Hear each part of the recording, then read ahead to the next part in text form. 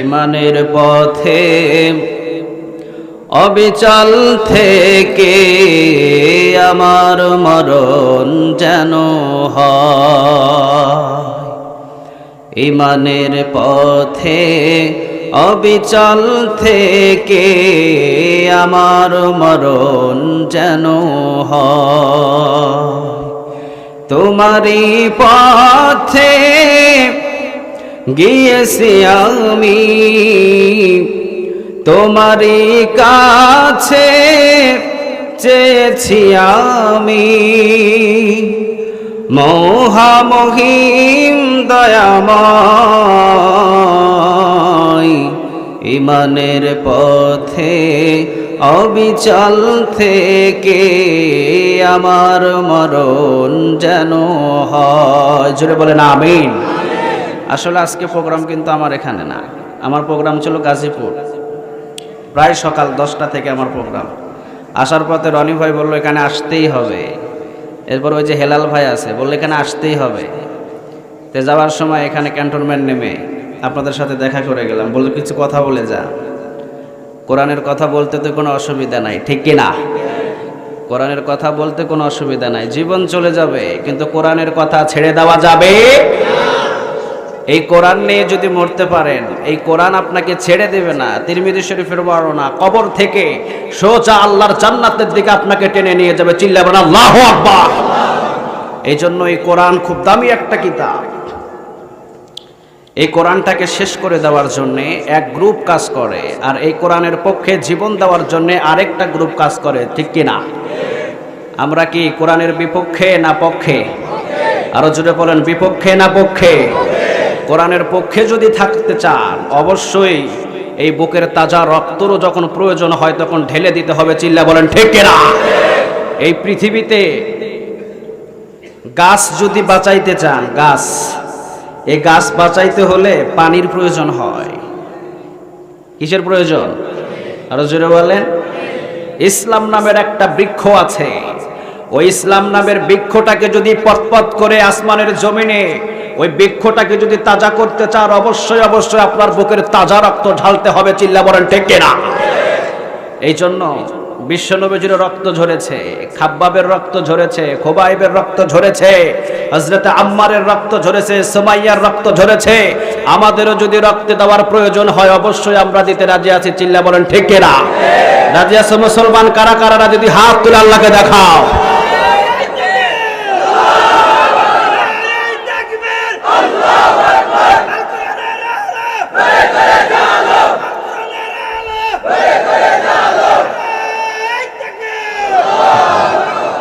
আল্লাহ সবাইকে কবুল করো, আমরা বলি আমিন। তাকবীরগুলো আমল নামার ভিতরে উঠাইয়া দিও, আমরা বলি আমিন। তো এই জন্যে অল্প সামান্য কিছু সময় নেব। আপনারা কি রাগ করবেন? কথা তো বলে না, রাগ করবেন? যদি রাগ করেন এখনই ছেড়ে দেব। রাগ নাই কেউ? থাকতে পারে 2-1 জন। আলহামদুলিল্লাহ। তো এই কোরআনটাকে শেষ করে দেওয়ার জন্যে, এই কোরআনটাকে নিস্তব্ধ করে দেওয়ার জন্যে যুগে যুগে সবাই কাজ করেছে। আবু জেহেলের একটাই কাজ ছিল কোরআনের দাওয়াত বন্ধ করা, ঠিক কিনা? আবু লাহাবের একটাই কাজ ছিল কোরআনের দাওয়াত বন্ধ করা। উতবা, শাইবা, মুগিরা তাদের একটাই কাজ ছিল কোরআনটাকে বন্ধ করে দেওয়া। চিল্লা বলেন ঠিক কিনা? আজও পর্যন্ত কি কোরআন বন্ধ করতে পারছে? আল্লাহ রাব্বুল আলামিন বললেন, শোনো শোনো, ইন্না নাহনু নাযালনা যিকরা ওয়া ইন্না লাহু লাহাফিজুন। ও নবী, এই কোরআনটাকে আমি আল্লাহ নাজিল করেছি, হেফাজতের দায়িত্ব আমি আল্লাহর। যুগে যুগে সবাই চেষ্টা করবে এই কোরআনের দাওয়াত বন্ধ করে দেওয়ার জন্য। যুগে যুগে সবাই চেষ্টা করবে, কিয়ামত পর্যন্ত পারবে না। কারণ আমি আল্লাহ রাব্বুল আলামিন নিজে কোরআনটাকে নাজিল করেছি, হেফাজতের দায়িত্ব একজনের, তিনি কে? আবার আল্লাহ বললেন, নবী আপনি শোনেন, ইউরিদুনা লিয়ুতফিউ নূরাল্লাহি বিআফওয়াহিহিম ওয়াল্লাহু মুতিম্মু নূরিহি ওয়ালাউ কারিহাল কাফিরুন। কথাটা কার? কাফেরেরা চায় কোরআনের আলোটাকে ফু দিয়ে নিভিয়ে দেবে, কিন্তু কিয়ামত পর্যন্ত তারা চেষ্টা করবে, দিন দিন এই কোরআনের আলোটারে ফোকাস করে যাবেন কে? পৃথিবীতে সব জায়গায় কোরআনের দাওয়াত বন্ধ করার জন্য একটা গ্রুপ কাজ করে, আছে না নাই? আজ পর্যন্ত কোরআনের দাওয়াত বন্ধ হয়েছে না বাড়ছে? স্বাধীনতার পর থেকে 2015-র পর থেকে যত মাহফিল এই বাংলার জমিনে হয়, এর আগে এত মাহফিল হয় নাই, ঠিক কিনা? এই কয়েকটা বৎসরের ভিতরে আরেকটা গ্রুপ কোরআনের বিপক্ষে কাজ করে, ঠিক কিনা? যত চেষ্টা করে কোরআনের দাওয়াত বন্ধ করবে, তত আল্লাহর এক একটা খাদেম আবার গর্জন দিয়ে ওঠে। তারা মনে করেছে মনে হয় খাঁচায় বন্দি করলে কোরআনের দাওয়াত বন্ধ হয়ে যাবে। এক সাইদি যদি বাংলার জমিনে বন্ধ করেন, লক্ষ সাইদি বাংলার জমিনে জন্ম দিয়ে দিবেন কে? কোরআনের দাওয়াত কেউ বন্ধ করতে পারবে না, এত সোজা না। এই জন্য নকুল কুমার উনি একটা গান লিখেছিলেন, তার জন্য আমার দুই হাত তুলে দোয়া করতে মনে চায়। একটা হিন্দু লোক এত সুন্দর কথা বললেন, হিন্দু বুঝলো কোরআনের ব্যাখ্যা, হিন্দু বুঝলো কোরআনের কথা, কিন্তু আমাদের কিছু নামধারী মুনাফিক মার্কা মুসলমান তারা কোরআনের কথা বোঝে নাই। চিল্লা বলেন ঠিক না? যদি আগুন লেগে ধ্বংস হয়ে যায়,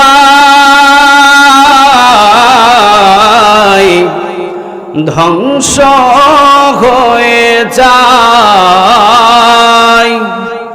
যদি আগুন লেগে যাই পড়ে যায়, আগুন লেগে যাই পড়ে যায়, পৃথিবীর সব বইয়ের দোকান বিশ্ব থেকে হারাবে না পবিত্র কোরআন, বিশ্ব থেকে হারাবে না পবিত্র কোরআন, ঠিক না? এই বিশ্ব থেকে কোরআন কেউ শেষ করে দিতে পারবে না। জনন্ত ভর পৃথিবীর ভিতরে যতদিন পর্যন্ত মুসলমান জীবিত থাকবে, যতদিন পর্যন্ত কোরআনের হাফেজেরা জীবিত থাকবে, কোরআনের দাওয়াত কেউ বন্ধ করতে পারবে না। এই জন্য আল্লাহ সবাই আমাদেরকে কবুল করুক, আমরা বলি আমিন। কোরআনের পক্ষে আমরা, কোরআনের আমরা বিপক্ষে নয়। চিল্লা বলেন ঠিক কিনা? এখানে আসছি কি কোরআনের স্বার্থে না বক্তার স্বার্থে? বক্তারে দেখার জন্যে না কোরআন শোনার জন্যে? এখানে আসছেন লাভ হয়েছে না লস? আরো জোরে বলেন। তিরমিজির বর্ণনা, এক ওয়াক্ত দুই ওয়াক্ত নয়, এক রাকাত দুই রাকাত নয়, বরং 500 কবুল হওয়া নফল নামাজের নেক আল্লাহ আমল নামা জমা করে দিয়েছে। চিল্লা বলেন আল্লাহু আকবার। আবার বিশ্ব নবীজি বললেন, শোনো শোনো, কোরআন শোনার জন্য যারা নাকি বসে থাকে, যে স্থানে বসে থাকে, আল্লাহ রাব্বুল আলামিন 1 রাকাত 2 রাকাত নয়, 1 বছর 2 বছর নয়, বরং 60 বছর নফল ইবাদত করলে যেই নেক হয়, আল্লাহ রাব্বুল আলামিন কোরআন শোনার কারণে তাদের আমল নামায় সেই নেক দান করে দেয়। আবার বলছেন, কোরআন থেকে যতক্ষণ পর্যন্ত কথা শুনবা ঈমানটারে বাড়ায়া দিবে কে?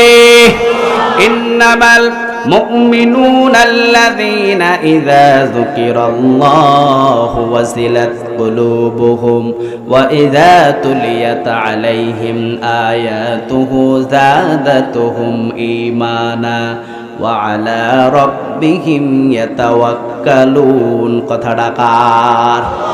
ইন্নামাল মুমিনুনা আল্লাযীনা ইযা যুকিরাল্লাহ, নিশ্চয় যারা মুমিন তারা আমার কোরআন শোনার সাথে সাথে অবশ্যই অবশ্যই তাদের কলিজাটা কম্পন হয়ে যায়।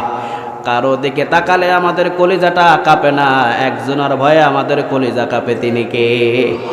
ওয়া ইযা তুলিয়াত আলাইহিম আয়াতুহু, যখন তাদের সামনে আয়াত তেলাওয়াত করা হয়, যাদাতুহুম ঈমানা, ঈমানটা বাড়িয়ে দেন কে? ওয়া আলা রাব্বিহিম ইয়াতাওয়াক্কালুন, এমন ঈমান আল্লাহ রাব্বুল আলামিন তাদেরকে দান করে দেয়। বন্দুকের সামনে, 36 রাইফেলের সামনেও যদি তাদেরকে দাঁড় করানো হয়, আমি আল্লাহর স্লোগান ছাড়া তাদের মুখ দিয়ে অন্য কোনো স্লোগান বাহির করা যায় না, ঠিক না? এই জন্য আমরা 36 রাইফেলরে ভয় করি না, পৃথিবীর কোনো শক্তির আমরা ভয় করি না, একজনকে আমরা ভয় করি, তিনি হলেন কে? এই জন্য আল্লাহর সব আইন যেন ওই পৃথিবীতে মেনে চলতে পারে, আল্লাহ তুমি আমাদের কবুল করে দাও। এই পৃথিবীটা কার বলেন তো? মাথা ঠিক আছে তো? কার কার? আল্লাহ বললেন জমিন আমি বানিয়েছি, জমিনটা কেউ বানায় নাই, ঠিক না বা ঠিক? আল্লাযী জাআলা লাকুমুল আরদা ফিরাশাও ওয়াস সামাআ বিনাআ ওয়া আনজালা মিনাস সামাই মাআন ফাআখরাজা বিহি মিনাস সামারাতি রিজকাল লাকুম ফালা তাজআলু লিল্লাহি আনদাদা ওয়া আনতুম তা'লামুন। আল্লাযী জাআলা লাকুমুল আরদা ফিরাশাও ওয়াস সামাআ বিনাআ, জমিনটাকে আমি আল্লাহ রাব্বুল আলামিন তোমাদের জন্য বিছানা বানিয়েছি, আসমানটারে আমাদের জন্য ছাদ বানিয়েছে কে? জমিন যার আইনটা চলবে বাবা হুজুরের, জমিন যার আইনটা চলবে নেতার, জমিন যার আইন চলবে এমপির, জমিন যার আইন চলবে প্রধানমন্ত্রীর, জমিন যার আইনটাও চলবে তার, ঠিক কিনা? এই জন্য আল্লাহ বললেন তাবারাকাল্লাযী বিয়াদিহিল মুলকু ওয়া হুয়া আলা কুল্লি শাইইন কাদির। বরকতময় আল্লাহ, যার হাতে রাজত্ব, রাজত্ব কার? রাজত্ব যার, আইনটাও মানতে হবে তার, ঠিক কিনা? এই জন্য আল্লাহ বললেন জমিনটা আমি বানিয়েছি, আর এই জমিন যেন তোমাদেরকে নিয়ে না কম্পন করে, যার কারণে পাহাড়গুলোকে প্যারাগ হিসাবে ব্যবহার করেছেন কে? আলাম নাজআল লাহু আইনাইন ওয়া লিসানান ওয়া শাফাতাইন ওয়া হাদাইনাহুম নাজদাইন। জমিনের ভিতরে পাহাড়গুলোকে প্যারাগ হিসাবে ব্যবহার করেছেন কে? এই জন্য জমিন কারো নয়, জমিন যার, আইনটাও আমরা মানব তার। আল্লাহ কবুল করে না। আল্লাহ রাব্বুল আলামিন বললেন আফা গায়রা দীনিল্লাহি ইয়াবগুনা ওয়া লাহু আসলামা মান ফিস সামাওয়াতি ওয়াল আরদ তাওআন ওয়া কারহান ওয়া ইলাইহি ইউরজাউন। আসমান এবং জমিনের ভিতরে যা কিছু আমি আল্লাহ সৃষ্টি করেছি, ইচ্ছায় অনিচ্ছায় হুকুম মানে একজন, আর তিনি কে? সাগরের ভিতরে একদিকে লবণাক্ত পানি, সাগরের ভিতরে আরেক দিকে হলো মিষ্টি পানি, আছে না নাই? একদিকে ঘোলা পানি, আরেক দিকে নোনা পানি, মানে একদিকে মিষ্টি পানি, আরেক দিকে লবণাক্ত পানি, মাঝখানে কোনো ওয়াল নাই, কোনো পার্টিশন নাই, মাঝখানে কোনো দেয়াল নাই। এই কথাটা আল্লাহ সূরা আর রহমানে বললেন মাওয়াজাল বাহরাইনি ইয়ালতাকিয়ানি বাইনাহুমা বারযাকুল লা ইয়াবগিয়ান ফাবিআইয়ি আলাই রাব্বিকুমা তুকাযযিবান। একদিকে লবণাক্ত পানি, আরেক দিকে হলো মিষ্টি পানি। লবণাক্ত পানির ক্ষমতা নাই, মিষ্টি পানির ভিতরে ঢুকে যায়, মিষ্টি পানির ক্ষমতা নাই, লবণাক্ত পানির ভিতরে ঢুকে যায়। মাঝখানে কোনো ওয়াল নাই, কোনো পার্টিশন নাই, কোনো দেয়াল নাই, পানিগুলো হুকুম মানে কার? আল্লাহ বললেন যেই দিন থেকে আমি আল্লাহ দুনিয়া সৃষ্টি করেছি, সেই দিন থেকে আসমানের সূর্য সেট করেছেন কে? চাকরি করেন কে কে? একটু হাত ওঠান। আমিও চাকরি করি। কে কে চাকরি করেন? হাত ওঠান। চাকরিজীবী নাই? সরকারি চাকরি, মসজিদের চাকরি, মাদ্রাসার চাকরি, হাত নামান। কেউ কি বুকে হাত দিয়ে কোনোদিন বলতে পারবে নাকি চাকরিতে যেই টাইম আমাকে দেওয়া হয়েছে একই টাইমে আমি চাকরিতে হাজির হয়েছি? আছে এমন? কথা বলেন না কেন? আছে আছে। আমি নিজেও তো অনেক সময় মাহফিলে 9টায় ওঠার কথা, উঠি 11টায়, যাইতে পারি না। টাইম কখনো মেনটেন করে আমরা নিজেরাও চলতে পারি না। চিল্লা বলেন ঠিক না? এই জন্য আল্লাহ রাব্বুল আলামিন বলছেন যেদিন আমি আসমান সৃষ্টি করেছি সেই দিন আমি সূর্য বানালাম। সূর্যটাকে বানানোর পর আমি সূর্যরে অনুমতি দিলাম এই টাইম মতো উঠবি, এই টাইম মতো ডুববি। পৃথিবীর কোনো মানুষ আজ পর্যন্ত টাইম মতো কোনো কাজ করতে পারে না। সূর্য টাইম মতো উঠে, টাইম মতো ডুবে, সূর্যটাও হুকুম মানে কার? রাস্তার এই পাশে হলো সুপারি গাছ, আরেক পাশে হলো নারকেল গাছ। একই সূর্যের তাপ নেই, একই মাটির সোডিয়াম গ্রহণ করে। সুপারি গাছে কোনোদিন ভুল করেও আজ পর্যন্ত নারকেল ধরে নাই, ঠিক না ঠিক? রাস্তার এই পাশে আর এই পাশে আবার কোনোদিন নারকেল গাছে ভুল করেও সুপারি ধরে নাই। নারকেল গাছটাও হুকুম মানে আল্লাহর, সুপারি গাছ ওই গাছটাও হুকুম মানে কার? আল্লাহ বললেন তোমাদের শরীরের ভিতরে আমি যা কিছু বানিয়েছি তোমাদের শরীরের সব অঙ্গগুলো হুকুম মানে কার? যেদিন জন্মেছেন সেই দিন মাথায় চুল ছিল কি ছিল না? আরো জোরে বলেন, ছিল না? ছিল। এই যে মাথার চুল জন্ম যেদিন নিয়েছি সেই দিন ছিল। খালি কি চুল ছিল? চোখের ভুরু, চোখের পাপড়ি, এই তিনটার বয়স একই রকম, ঠিক কিনা? চুল কাটার জন্যে কতদিন আপনি সেলুন দোকানে ঢুকছেন কোনো হিসাব আছে? কথা বলেন না কেন? কত হাজার বার ঢুকছেন কোনো হিসাব? কিন্তু চোখের ভুরু কাটার জন্য কয়দিন গেছেন? চোখের পাপড়ি কাটার জন্য কয়দিন গেছেন? আল্লাহ বললেন চুল তুই বড় হবে। চুল বড় হওয়া শুরু হলো, বয়স কিন্তু একই। আল্লাহ বললেন চোখের পাপড়ি, চোখের ভুরু তুই বড় হতে পারবি না।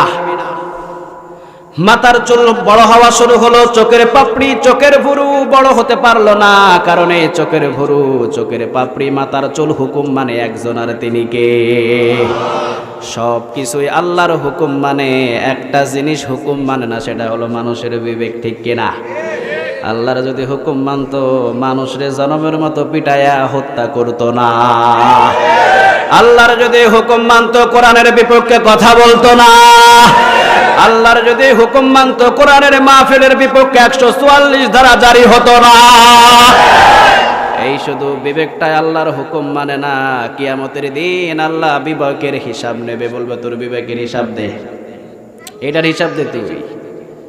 তুই অন্তরে অন্তরে যা করেছিস সবগুলার হিসাব আমার কাছে আছে। চিল্লা বলেন ঠিক না? অন্তরের ভিতরে আমরা কি চিন্তা করি কেউ না জানলে একজনা জানেন, তিনি কে? আল্লাহ যেন আমাদের সবাইকে কবুল করে। আর পৃথিবীতে বিশ্বনবীজি যেভাবে আমাদেরকে চালিয়েছেন, যেই দিকটা দেখিয়েছে ওই দিক দিয়ে আমরা চলবো, রাজি আছেন তো? কথা বলেন না কেন? পৃথিবী কাউরে আমরা অনুসরণ করি না, কারণ পৃথিবীর মানুষকে যদি আপনি অনুসরণ করেন অবশ্যই আপনার ভিতরে ভেজাল থাকতে পারে, ঠিক না? পৃথিবীর মানুষকে অনুসরণ করা যাবে না, একজনকে অনুসরণ করতে হবে, তিনি মুহাম্মদ সাল্লাল্লাহু। আল্লাহ বললেন কুল হে নবী আপনি বলেন ইন কুনতুম তুহিব্বুনাল্লাহ, যারা আমি আল্লাহ রাব্বুল আলামিনকে ভালোবাসতে চাই, ফাত্তাবিউনি, তারা যেন আপনারে অনুসরণ করে। অনুসরণ হবে একজন, তিনি মুহাম্মদ সাল্লাল্লাহু। আর আপনাকে যদি অনুসরণ করে ইউহিব্বুকুমুল্লাহ, আমি আল্লাহ নিজেই তাদেরকে ভালোবাসা শুরু করে দেব। বিশ্বনবীর অনুসরণ করলে ভালোবাসা পাওয়া যায় কার? এমনিতেই তো আল্লাহ আমাদেরকে ভালোবাসেন, ঠিক কিনা? ভালোবাসা কম না বেশি? আল্লাহর সাথে আমাদের ভালোবাসা কম না বেশি? দিনের ভিতরে 5 ওয়াক্ত নামাজে কতবার রবকে সেজদা দিই, কতবার রুকু করি, কতবার আল্লাহরে ডাকি, ঠিক কিনা? মুমিন আল্লাহরে ডাকে, মুমিন কখনো অন্য কারো গোলামি করে না। এই জন্য বিশ্বনবীর পথটাকে অনুসরণ করব। কুল হে নবী আপনি বলেন ইন কুনতুম তুহিব্বুনাল্লাহ, যারা আমি আল্লাহ রাব্বুল আলামিনকে ভালোবাসতে চাই, ফাত্তাবিউনি, তারা যেন আপনারে অনুসরণ করে। আপনাকে যদি অনুসরণ করে ইউহিব্বুকুমুল্লাহ, আমি আল্লাহ নিজেই তাদেরকে ভালোবাসবো। তবে আমি আল্লাহ ভালোবেসে তাদের কোনো ক্ষতি করব না। আল্লাহর ভালোবাসার ভিতরে লাভ আছে না নাই? আমাদের ভালোবাসার ভিতরে ভেজাল আছে না নাই? কয় ভালোবাসা তোমারও বিয়ে করমু, 2 বছর প্রেম করার পর আর খবরও থাকে না, ঠিক কিনা? আমাদের ভালোবাসার ভিতরে স্বার্থ আছে, আল্লাহর ভালোবাসায় কোনো স্বার্থ নাই। আল্লাহ বললেন বিশ্বনবীর অনুসরণ করলে আমি আল্লাহ নিজেই তোমাদেরকে ভালোবাসবো। আর আমি আল্লাহ যদি তোমাদেরকে ভালোবাসি, ওয়ায়াগফিরু লাকুম যুনুবাকুম, আমি আল্লাহ তোর জীবনের গুনাহগুলোরে মাফ করে দেব। আমাদের জীবনের ভিতরে গুনাহ আছে না নাই? এই গুনাহ তো পৃথিবীর কেউ মাফ করতে পারে না, একজনা মাফ করে, তিনি কে? এই জন্য পৃথিবীর কাউকে অনুসরণ করা যাবে না, একজনকে অনুসরণ করতে হবে, তিনি মুহাম্মদ সাল্লাল্লাহু। এত পাওয়ারফুল নবী। আল্লাহ বললেন মা আতাকুমুর রাসূলু ফাখুযুহু ওয়া মা নাহাকুম আনহু ফান্তাহু। ও নবী, আপনি যা বলবেন আমার গোলামগুলো সেই কথা শুনবে। মানে আপনি যেই কথা বলবেন, আমি বান্দাদেরকে হুকুম দিলাম, আমার নবীর কথাগুলো তোমরা গ্রহণ করে নাও। আমার নবী তোমাদেরকে যে কাজ থেকে নিষেধ করবে ওই কাজটা কখনো করা যাবে না, ঠিক না ঠিক? এই জন্য বিশ্বনবী বলতেন, আমি হা বললে হালাল হয়ে যায়, না বললে হারাম হয়ে যায়। আঙ্গুল যদি উঁচু করে চন্দ্রটারে 2 টুকরা করে দেয় কে? আর পা যদি উঁচু করে আল্লাহর মেরাজে নিয়ে যায় কে? এত পাওয়ারফুল নবী, নিজেকে গোলাম বলতেন, গোলাম আব্দুল্লাহি ওয়া রাসূল, আমি আল্লাহর গোলাম। আবার মাঝে মাঝে বলতেন, আল্লাহুম্মা ইন্নী আবদুক, ও আল্লাহ আমি আপনার গোলাম। ওয়াবনু আবদিক, বান্দার ঘরের গোলাম। ওয়াবনু আমাতিক, বান্দির ঘরের গোলাম। নাসিয়াতি বিয়াদিক, আমার চুলের মুঠি আপনার হাতের মুঠোয়। আপনি যদি চুলের মুঠি ধরে ডান দিকে টানেন ডানে যাব, বাম দিকে টানলে বামে যাব, সামনে টানলে সামনে যাব, পিছনে টানলে পিছনে যাব। গোলাম বলে বিশ্বনবী নিজের পরিচয় দিত। এমন নবী নিজেকে গোলাম বলে পরিচয় দিত। চিল্লা বলেন আল্লাহু আকবার। এমন নবী জীবনে কোনোদিন নিজে কোনো কাজ না করে অন্যকে করতে বলতো না।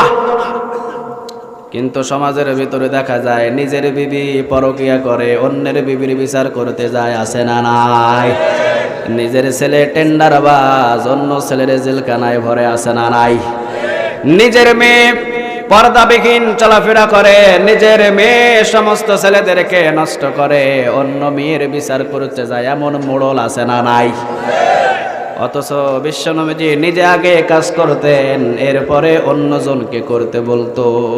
একজন সাহাবী তার নিজের ছোট্ট একটা ছেলেকে নিয়ে আসলেন, এসে বললেন, ইয়া রাসূলুল্লাহ সাল্লাল্লাহু আলাইহি ওয়াসাল্লাম, এই যে আমার ছেলেটা খুব মিষ্টি খায়, এত বেশি মিষ্টি খায় যে আমি কিনে দিতে পারি না, প্রতিদিন মিষ্টির জন্য কান্না করে, আমি গরিব মানুষ, এত মিষ্টি খাওয়াতে পারি না, আমার ছেলের একটু নসিহত করেন। বিশ্বনবীজি বললেন, ঠিক আছে, 1 সপ্তাহ পরে আসবা। কয় সপ্তাহ? 1 সপ্তাহ পরে। বিশ্বনবীর কথা অনুযায়ী সাহাবী 1 সপ্তাহ পরে আবার ওই ছেলেরে আনলেন। সাহাবী আনার পরে বিশ্বনবীজি বললেন, বাবা মিষ্টি বেশি খায়ও না, তোমার বাবা গরিব মানুষ, মিষ্টি যদি বেশি খাও তোমার বাবার উপরে জুলুম হয়ে যায়, প্রতিদিন তোমাকে মিষ্টি কিনে দিতে পারে না।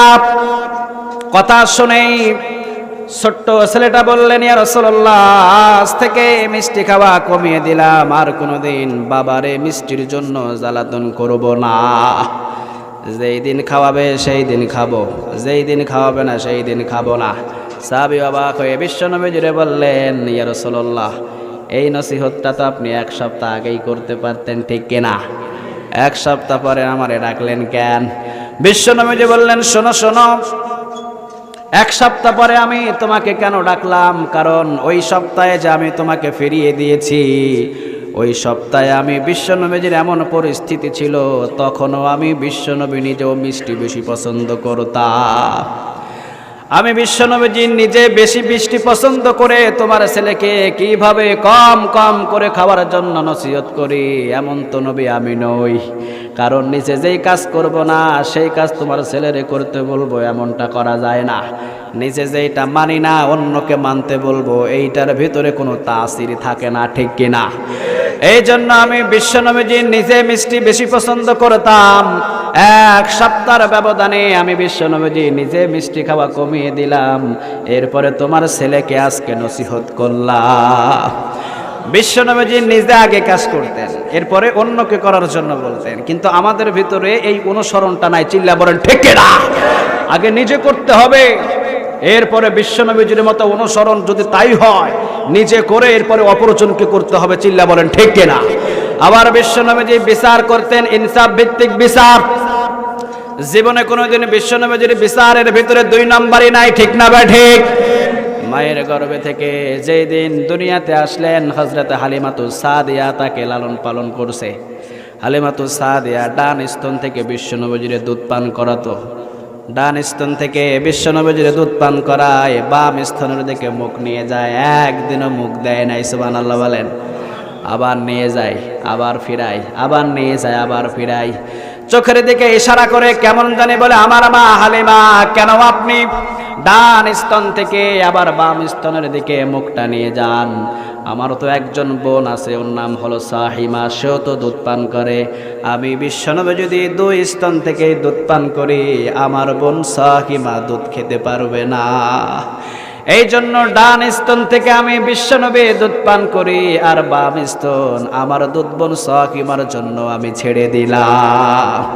মায়ের কুল থেকে ইনসাফ প্রতিষ্ঠিত করেছেন মুহাম্মদ সাল্লাল্লাহু। আবার যখন বিশ্বনবীজি বিচারক হলেন, বিশ্বনবীজি বিচার করতে বসলেন, কুরাইশ বংশের মেয়ে চুরি করছে।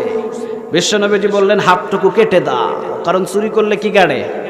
আরো জোরে বলেন, হাত কেটে দাও। এটা কোরআনের আইন। বাংলাদেশের ভিতরে যদি আইন চালু থাকতো তাহলে বাংলাদেশের টাকা বিদেশে কখনো পাচার হতো না। চিল্লা বলেন ঠিক না? বাংলাদেশে যদি এই আইন চালু থাকতো তাহলে আমাদের হতভাগ্য আর এতটা অসুবিধা হতো না। চিল্লা বলেন ঠিক না? আমরা খুব কষ্টের ভিতরে আছি, কারণ কোরআনের আইনের ভিতরে শান্তি আর শান্তি। কোরআন কখনো জট পাকায় না, কোরআন জটটাকে খুলে দেয়। কোরআন কি জট পাকায়? কথা বলেন না কেন? পাকায়। কোরআন জট পাকায় না, কোরআন জট খুলে দেয়। এই জন্য বিশ্বনবী বললেন কোরআনের আইন হাত কেটে দাও। এইবার সবাই তো চিন্তিত, পেরেশান, কিরে এইটা তো কুরাইশ বংশের মেয়ে। বিশ্বনবী মনে হয় জানে না, কারণ বিশ্বনবীর বংশের নাম ছিল কোনটা? কুরাইশ। বিশ্বনবী নিজেও কুরাইশ বংশের ছেলে ছিলেন। এইবার সবাই চিন্তিত, যাও একজন রে পাঠাও। ছোট্ট একটা ছেলে এসে বলছে, ইয়া রাসূলুল্লাহ, আপনি কার ফায়সালা দিয়েছেন? এইটা তো কুরাইশ বংশের মেয়ে, আপনি জানেন না? কুরাইশ বংশের মহিলার যদি হাত কাটা হয় অবশ্যই আপনার বংশের বদনাম হবে, অবশ্যই আপনার বংশের মান সম্মান কমে যাবে। এই কথাটা আপনি বললেন না, আপনি তার শাস্তিটারে একটু কম করে দেন। কুরাইশ বংশের মহিলা হিসাবে হাত কাটার দরকার নাই, আপনি একটা আঙ্গুল হলে কেটে দেন। হাত কাটেন না, একটা আঙ্গুল কেটে দেন। বিশ্বনবী যে উঠে দাঁড়ালেন, দাঁড়ানোর পরে বললেন, কার এত বড় সাহস? কে কথাটা বলেছে? সামনে দাঁড়াও। সমস্ত সাহাবীরা তো ভয়ে থরথর করে কাঁপছে। বিশ্বনবীর চেহারাটা আগুনের গোলার মতো লাল হলো। বিশ্বনবী বললেন, শোনো, আজকে কুরাইশ বংশের মহিলা চুরি করেছে, এই জন্য তোমরা শাস্তিটারে কমাই দেওয়ার জন্য আমারে নসিহত করছো। কুরাইশ বংশের মহিলা নয়, যদি আমার মেয়ে ফাতেমাও চুরি করতো, কোরআনের আইনটারে বাস্তবায়ন করার জন্যে আমার মেয়ে ফাতেমারও হাতটা কেটে দিতাম। এই জন্য বিশ্বনবীর বিচার ছিল ইনসাফ ভিত্তিক বিচার, ঠিক না? নিজের ছেলে যদি চুরি করে ওইটার কোনো শাস্তি নাই। অন্য কেউ যদি চুরি নাও করে 6 মাসের জেল, ঠিক না বে ঠিক?